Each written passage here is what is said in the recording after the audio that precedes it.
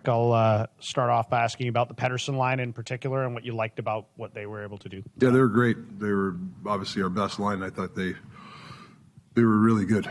Petey moving his feet.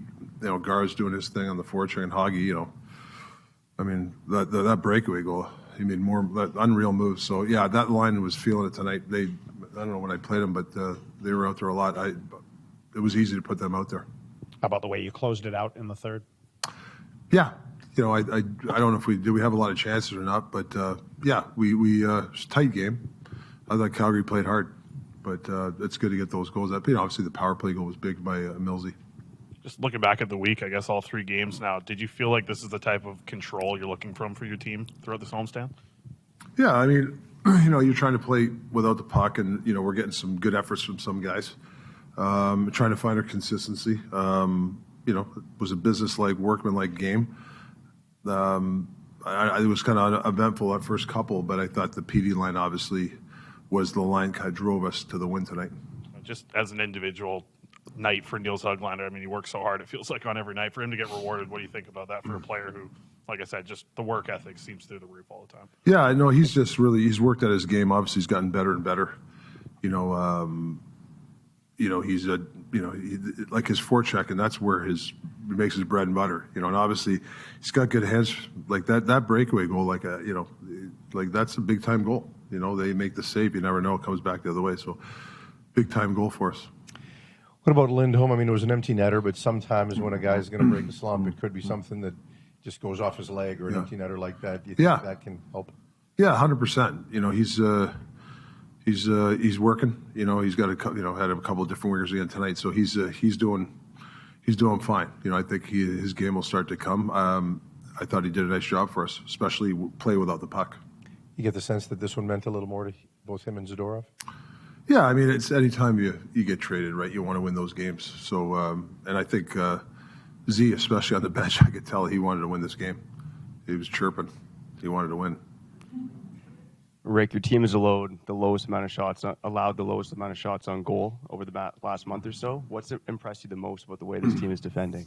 Yeah, I really like the way the D are, for the most part, we're controlling the middle of the ice. We're giving them outside stuff. I got to give D a lot of credit. If we have some indecision if we're going to go or not, we'll hold the middle, and that's probably the last part. The last good thing I like is we're not diving. I think 3 weeks ago when we were making a few mistakes, one guy makes the second guy. Now the one guy makes a mistake, and we're kind of holding the fort. That's good to see going this late in the year where we're starting to do that. Did you get anxious at all after that Calgary goal late in the second? Just feeling about No, not anxious. I just thought, we were. I thought there was some plays to be made, and we were chipping it and we were throwing away. I don't think we were supporting it. We were okay. It wasn't great. We just got to get in the habit of I want us to press, but smart. I think we lost our F3 a few times. They had some 3-on-2s.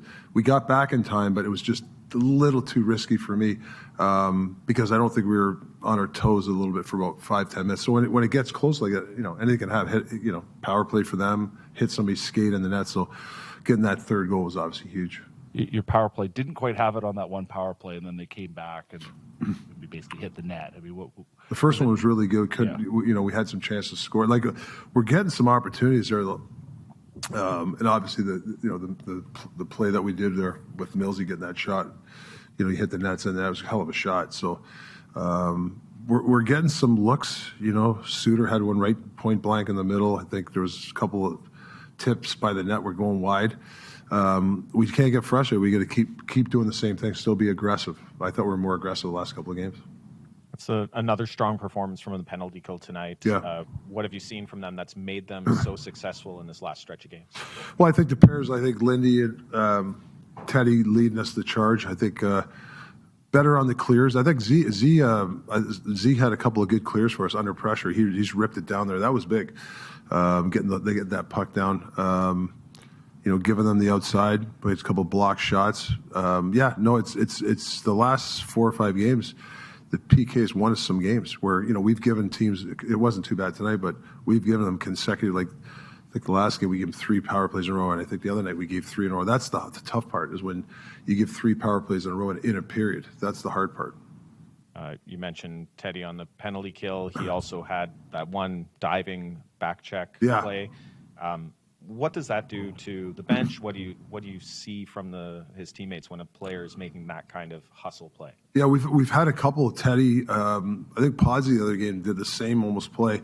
The tracking, the extra 2 or 3 strides is something that I talked to you guys about, is breaking the seals. Like, there's 3 more strides in you. You might not have it, but you got it, and that's the difference of getting a goal or not, right? If he doesn't dive, it's probably it's a tap in, or in an empty net. So that's a huge play. Talked a little bit about both the power play and the penalty kill.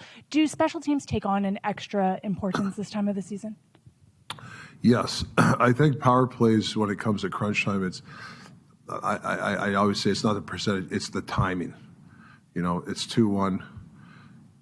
It's situation where Calgary's still playing hard in the game, and we get that goal. The 3, 4, 5, 6 minutes left in the third period, when you need that goal to either tie a game, to win a game, or to separate yourself. That's what I look at, pressure type of power plays, and that goal is what I'm talking about. Up in the press box, we can't hear what's happening on the bench. What does a Big Z chirp sound like? Big Z chirp? Yeah. He's got so many. He's got the David Letterman top 10. I gotta give you. There's too many.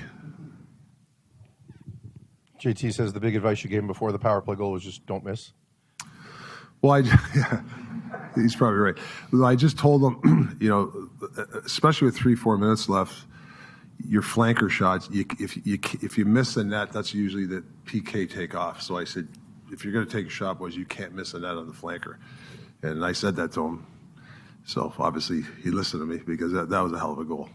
Not game related, but we're going on 6 weeks now for Dakota.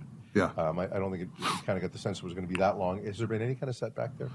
There's not been a setback. He's coming close. He's skated very well. He's had the 30-day power skating school, so his legs will be good. So yeah, he's close. He's really close. We're erring on the side of caution, but he's very close.